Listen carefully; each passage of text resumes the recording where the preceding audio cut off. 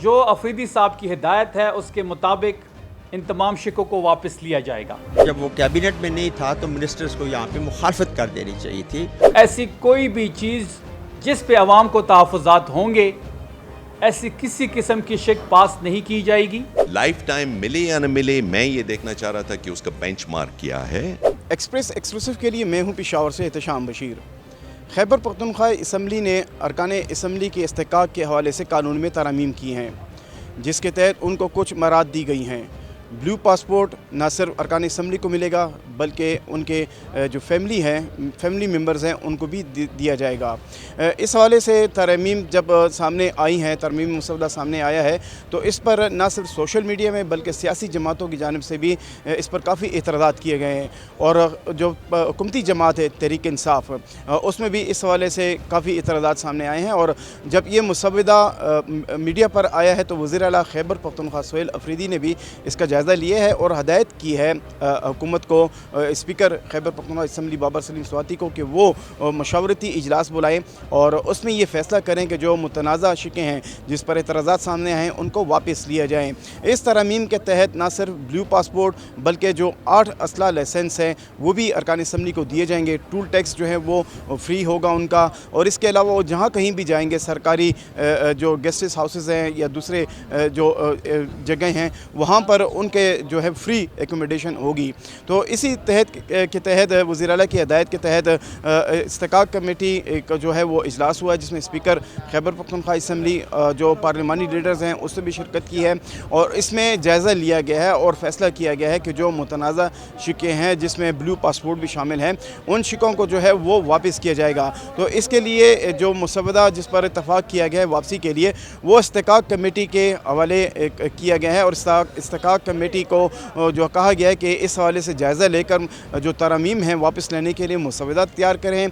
और ये मसवदा दोबारा जो है वो काबीना में जाएगा और काबीना से मंजूरी के बाद ये दोबारा असम्बली में पेश होगा और ये तरमीम वापस ली जाएंगी। कि जुम्मे के दिन काबीना के मेंबरान का इजलास बुलाया गया और उस इजलास में CM अफरीदी साहब ने स्पीकर खैबर पख्तूनख्वा बाबर सलीम स्वाति साहब से मशावरत करके इन तमाम मुतनाज़ा शिकों को वापस लेने की हिदायत की थी।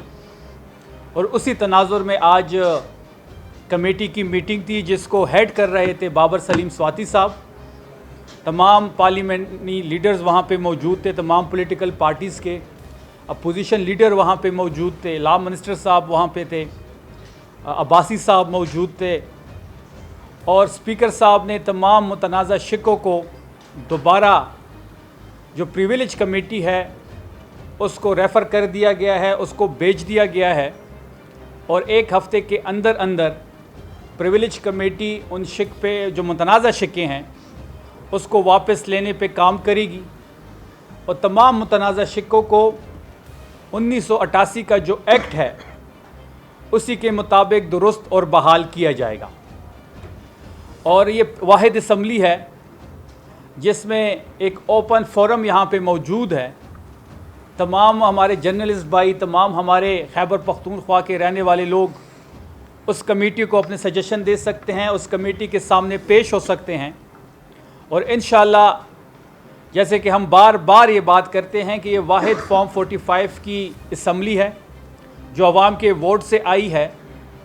और ऐसी कोई भी चीज़ जिस पे अवाम को तहफ़्फ़ुज़ात होंगे, ऐसी किसी किस्म की शिक पास नहीं की जाएगी। जितनी भी मुतनाज़ा शिकें थी, तमाम शिकों को स्पीकर साहब ने रेफ़र कर दिया है प्रिविलेज कमेटी को। प्रिविलेज कमेटी के मेंबरान इस पे बैठेंगे क्योंकि ये एक्ट भी प्रिविलेज कमेटी से आया था।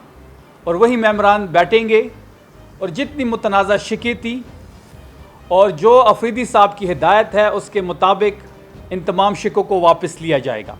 जो अपोजिशन जमातें हैं उन्होंने भी इसके ऊपर इसकी हमायत की थी, इसीलिए जो पासपोर्ट के हवाले से तरमीम है वो पीपल्स पार्टी के अहमद कुंडी ने पेश की थी।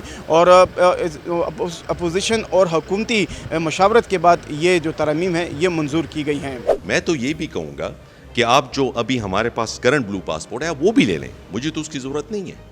लेकिन मैं सिर्फ ये चाह रहा था कि हमारे पार्लियामेंटेरियंस, आज PTI की हुकूमत है, कल और किसी की होगी, वो महरूम और उनके साथ एक डिस्क्रिमिनेशन क्यों होती है।